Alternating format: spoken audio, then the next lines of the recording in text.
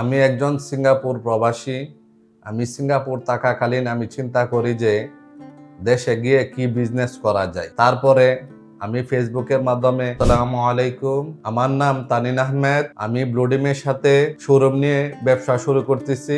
আমার শোরুমের লোকেশন হলো কিশোরগঞ্জ ডিস্ট্রিক্ট, বাজিতপুর থানার এমপি মার্কেটের দ্বিতীয় তলায়। আমি একজন সিঙ্গাপুর প্রবাসী। আমি সিঙ্গাপুর থাকাকালীন আমি চিন্তা করি যে দেশে গিয়ে কি বিজনেস করা যায়। তারপরে আমি ফেসবুকের মাধ্যমে বিভিন্ন জায়গায় খোঁজখবর নিয়ে দেখি যে ব্লুডিন নামের একটা ব্র্যান্ড বাংলাদেশে আছে। তারপরে ওই কন্ট্যাক্ট নাম্বারে আমি যোগাযোগ করি। তারপরে ওনাদের সাথে কথা বলার পরে আমি বুঝতে পারলাম যে ওনাদের আচার ব্যবহার অনেক ভালো। তারপরে আমি দেশে চলে আসি। দেশে চলে আসার পরে আবার পুনরায় ওনাদের সাথে আমি যোগাযোগ করি। যোগাযোগ করার পরে আমি ওনাদের অফিসে আসি। অফিসে আসার পরে আমি ওনাদের যে কাপড়গুলা আমি ভেরিফিকেশন করি।